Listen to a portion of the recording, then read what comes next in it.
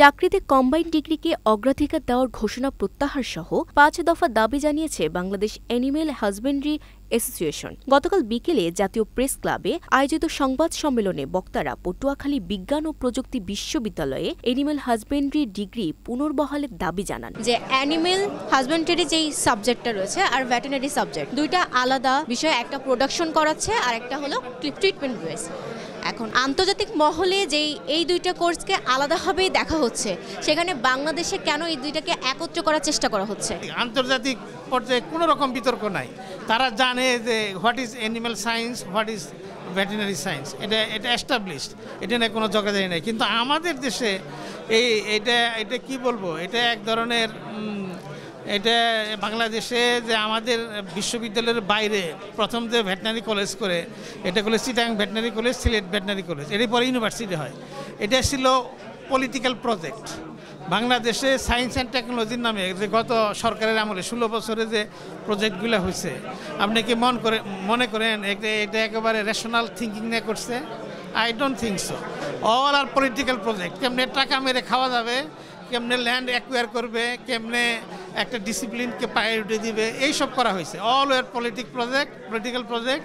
এটা which is very detrimental for the nation, এটা আমি মনে করি আর কি। এটা ধরেন বাহাউদ্দিন নাসিম কম্বাইন্ড ডিগ্রি করছে শেরে বাংলা, হি ওয়াজ এ পলিটিক্যাল পারসন। তার নেতৃত্বেই হবিগঞ্জ এগ্রিকালচার ইউনিভার্সিটি হয়েছে, ওইখানেও কম্বাইন করছে, এটা তার নেতৃত্বে। সেই খুলনা এগ্রিকালচার ইউনিভার্সিটি হয়েছে। আপনি যতগুলো ইউনিভার্সিটি দেখবেন, অল ওয়ার পলিটিক্যালি ভিশন, এবং এগুলোর উদ্দেশ্য ছিল আর্নিং মানি, নাথিং এলস। আপনি যদি এই স্বয়ংসম্পূর্ণ এই প্রোডাকশন গ্রাজুয়েটকে অ্যাভয়েড করেন, বাদ দেন, এটা আবার মুখ থপড়ে পড়বে জাতি। আবার মানে নলেজ বেসডের কারণে বাইরে থেকে আবার নলেজ ওয়ালা লোক হায়ার করে নিয়ে আসতে হবে। এটা যেটা ফরেন কারেন্সি বলেন, এটা লস হবে। এডিশনালি আমরা যে খাতটাকে এস্টাবলিশ করছি, এটা আবার 10 নম্বর আর কি।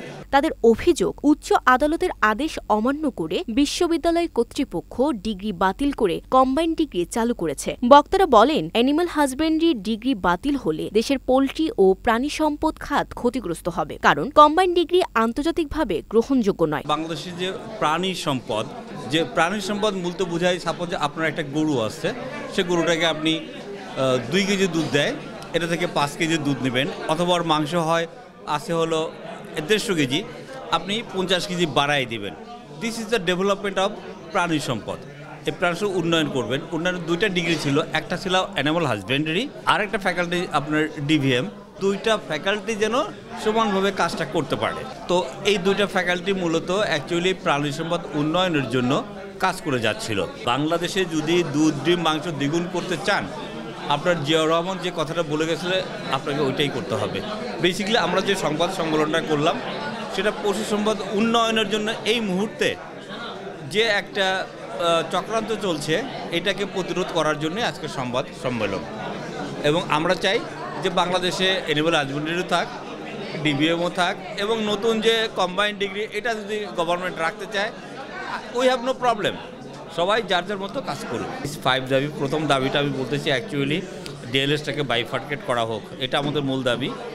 সেকেন্ড দাবিটা আমরা বলতেছি হলো যে আমাদের কিছু জবের সৃষ্টি করে দেওয়া হোক।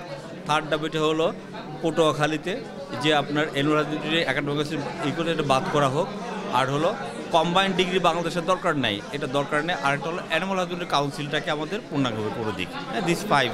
তারা আরও জানান, দাবি না মানা হলে উচ্চ আদালতে যাবেন। পাশাপাশি প্রাণী সম্পদ অধিদপ্তর ভেঙে 2টি অধিদপ্তর এবং বাংলাদেশ অ্যানিমাল হাজবেন্ডারি কাউন্সিল গঠনের দাবিও জানান। 2025 এসে দেখেন দুধের ঘাটতি নাই বললেই চলে, ডিম মাংসর সারপ্লাস আমাদের।